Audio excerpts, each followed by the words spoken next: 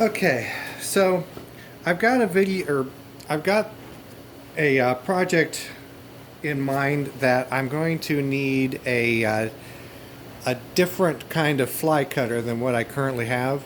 I want to get a fly cutter, or want to make a fly cutter that will give me a perpendicular uh, cutter placement. So I figure I'm going to take a chunk of this 1.5 inch, cut it down, clean it up a little bit, cut it down, cut me off a slug about, I don't know, 5/8 of an inch thick or so, and weld it onto this piece of 1/2 inch, and use the 1/2 inch as my to secure in the collet on the mill. So anyways, I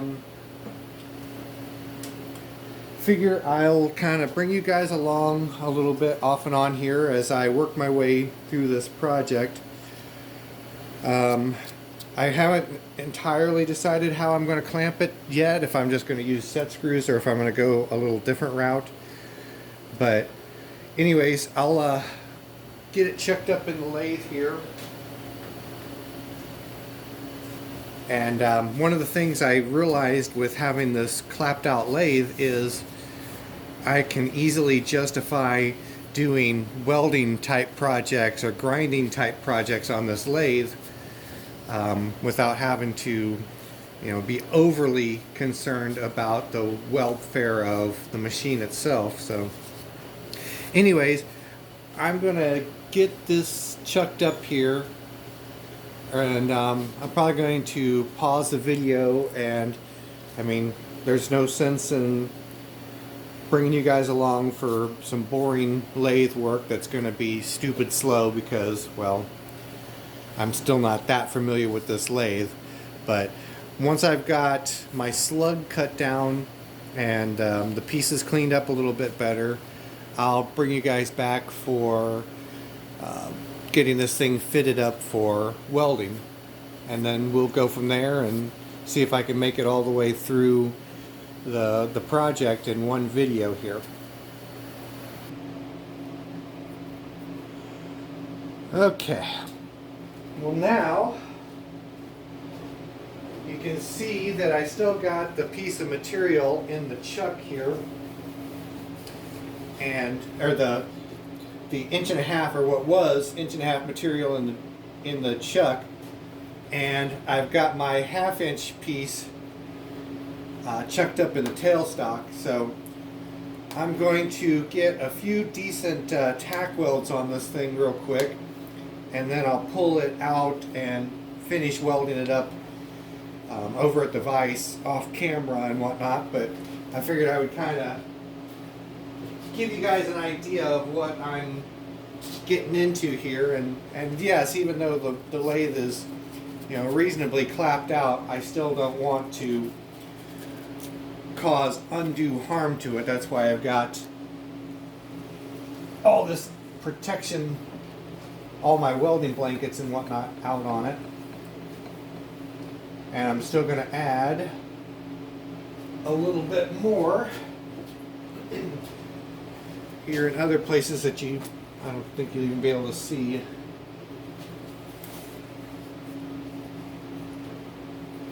So now the $1,000,000 question is going to be whether or not I run out of welding wire in the spool gun. But anyways, I'm just going to tack this up real quick, and then I'll pull it out and show you guys what I'm working with here. So you might want to watch your eyes. I don't have any proper protection for the camera.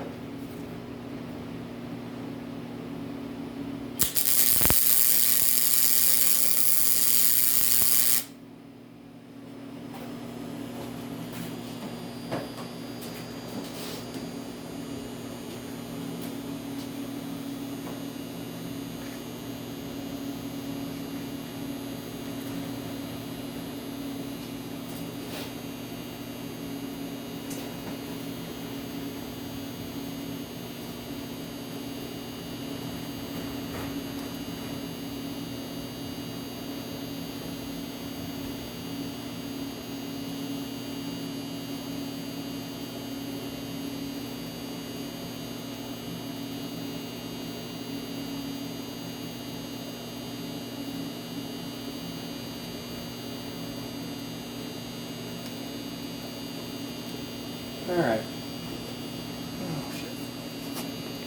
Didn't think about protecting that, though.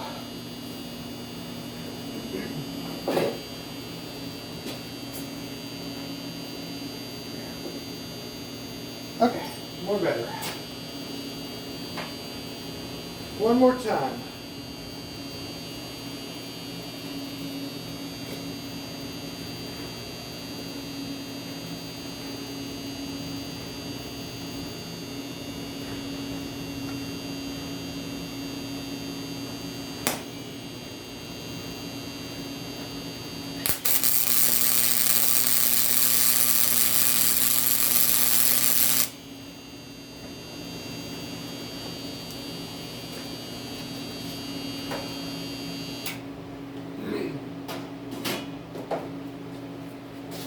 Okay, I'll go ahead and pull this out of the lathe real quick and show you what I'm doing here. Hopefully it's tacked up well enough that it'll keep semi-concentric. It doesn't have to be perfect considering the fact that it's going to be a fly cutter anyways, but the more the better.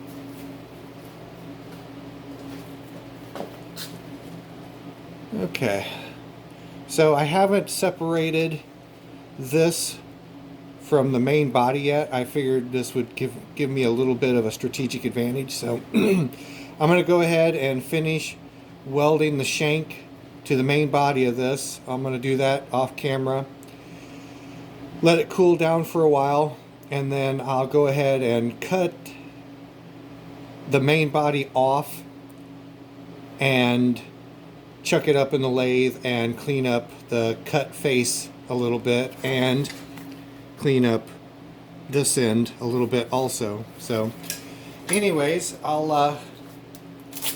once I get my hands out of my gloves, I'm going to pause the camera and I'll get back to you in a little bit. Alright, so this guy is still plenty warm. I just got done taking a little bit of sandpaper to it and some files to tidy things up a little bit.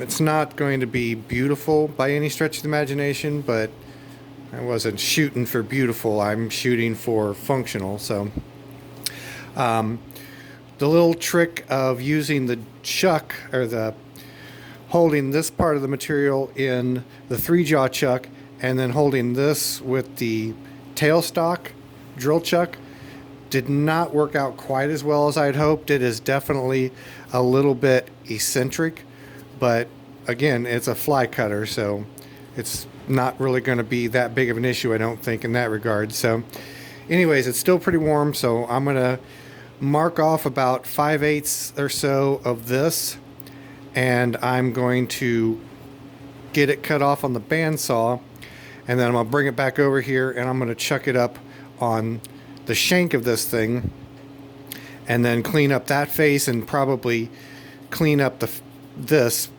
get this back to concentric, or at least semi-concentric, and we'll go from there. So I'll bring you guys back here in a little bit.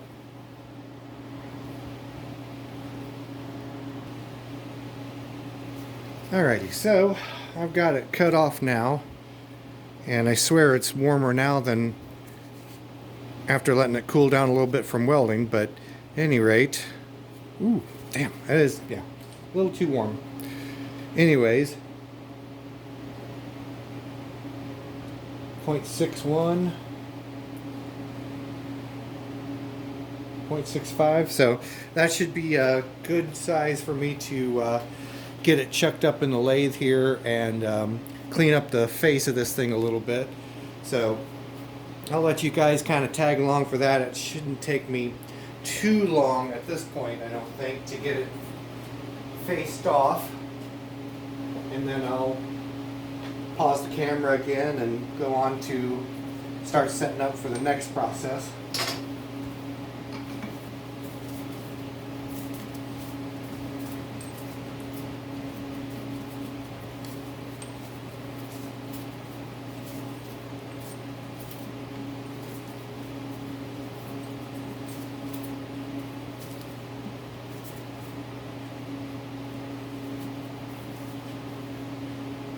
Okay.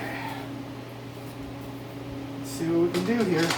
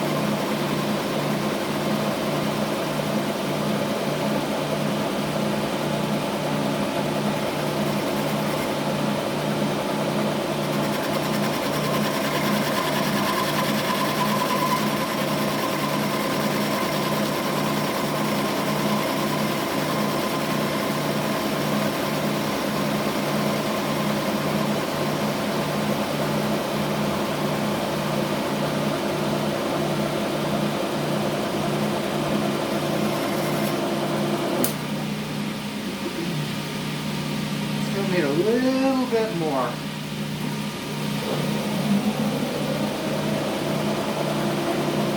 And no, I'm not quite on center with the tool height of this thing, but it's really not going to matter because I'm going to be cutting a slot through this anyways, or part of it.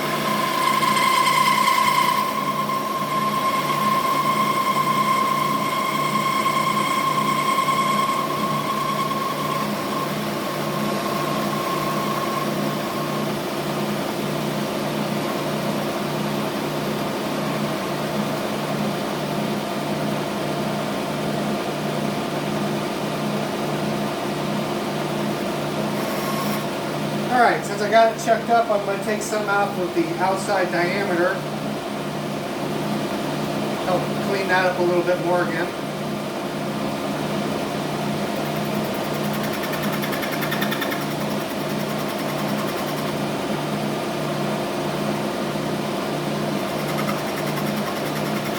It doesn't have to be that far out of ground or out of concentricity.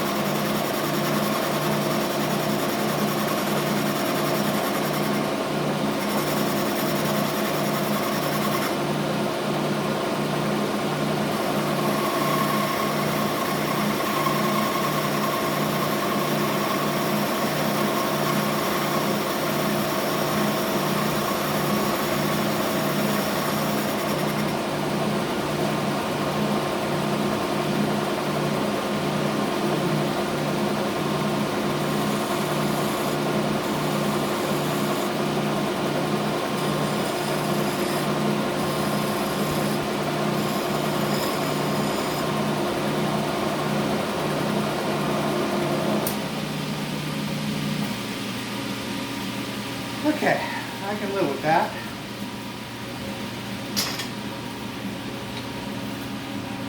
suppose if I use this lathe a little more often, I would get a little bit more used to how it functions and whatnot.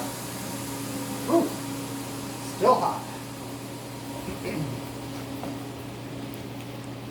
Alrighty, so now it's starting to actually look a little bit like something.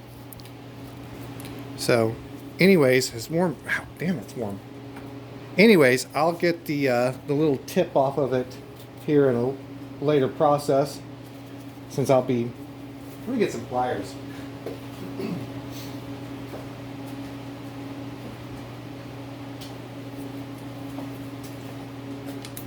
Okay.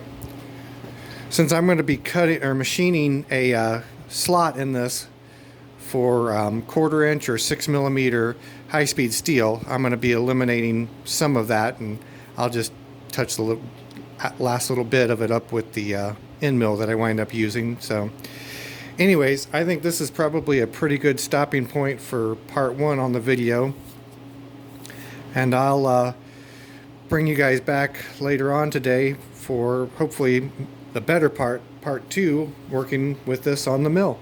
So anyways, till next time.